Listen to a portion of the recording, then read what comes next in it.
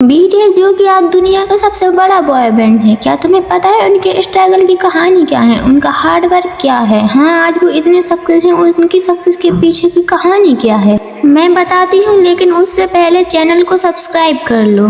BTS का सफर 2013 से शुरू हुआ जब उन्होंने बिग हिट एंटरटेनमेंट से डेब्यूट किया।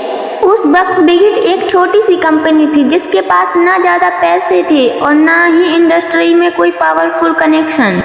बाकी बड़े ग्रुप्स बड़ी कंपनीज से आते थे, इसलिए लोग बीटीएस को सीरियस नहीं लेते थे। लोग कहते थे कि एक ग्रुप टिक नहीं पाएगा। उनके डेब्यूट के टाइम पर उनको अवार्ड शो में इग्नोर किया जाता था, इंटरव्यू कम मिलते थे और कई बार उन्हें इंसल्ट भी झेलना पड़ता था। डेब्यूट के बाद उनकी फाइनेंशियल कंडीशन इतनी स्ट्रॉन्ग नहीं थी। सारे 7 मेंबर एक छोटे से डॉर्म में रहते थे, एक ही कमरा शेयर करते, सिंपल सा खाना खाते और कभी कभी तो प्रॉपर मील्स भी अफोर्ड नहीं कर पाते। फिर भी उन्होंने कॉम्प्लेन नहीं किया, बल्कि और ज़्यादा मेहनत की। उनकी लाइफ सिर्फ ट्रेनिंग और हार्ड वर्क बन चुकी थी। हर मेंबर की अपनी पर्सनल स्ट्रगल थी। आरएम को लोग उनके लुक्स की वजह से जज करते थे। उनके पेरेंट्स भी शुरू में चाहते थे कि वो सिर्फ पढ़ाई पर फोकस करें, आइडल ना बने। फिर भी आरएम ने अपने सपने को नहीं छोड़ा। सुगा ने ट्रेन टाइम में पार्ट टाइम जॉब की ताकि म्यूजिक इक्विपमेंट खरीद सके। उनका एक एक्सीडेंट भी हुआ जिसमें उन्हें चोट लगी, लेकिन फिर भी उन्होंने दर्द को छुपाकर प्रैक्टिस नहीं छोड़ी। जी होप इतने टैलेंटेड डांसर होने के बाद भी डेब्यूट से पहले ऑलमोस्ट ग्रुप छोड़ने ही वाले थे, क्योंकि उन्हें लगता था कि शायद ये सब काम नहीं करेगा। जिमिन ने खुद को परफेक्ट बनाने के प्रेशर में बहुत स्ट्रिक्ट डाइटिंग की और अपने आप को बहुत पुश किया।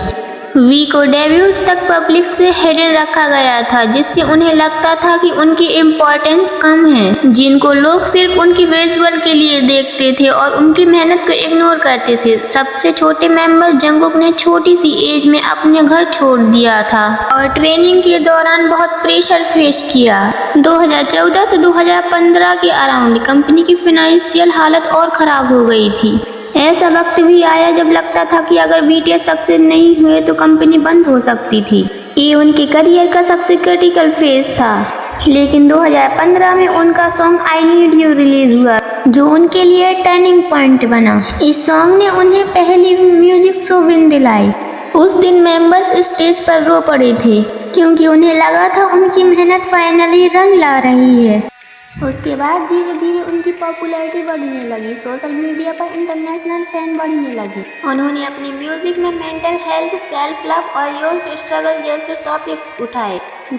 शुरुआत में उनके एल्बम ज़्यादा सेल नहीं होते थे। कंपनी की कंडीशन इतनी वीक थी कि स्टाफ कम थे और मेंबर्स को हर चीज़ में एडजस्ट करना पड़ता था।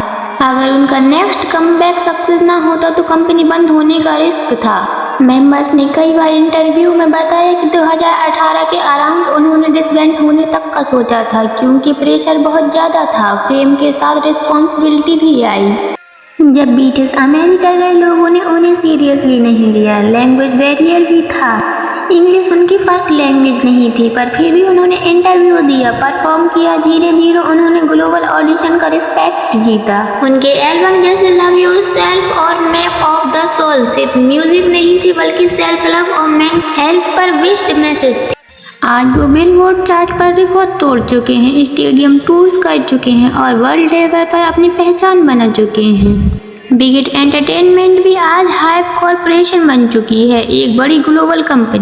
बीटीएस की कहानी सिर्फ सक्सेस की नहीं, बल्कि पेशेंस, पेन और हार्ड वर्क की कहानी है। उन्होंने साबित किया कि छोटी शुरुआत होने का मतलब छोटा सपना नहीं होता। अगर हौसला स्ट्रांग हो और टीम एक हो तो दुनिया की कोई मुश्किल नहीं रोक सकती।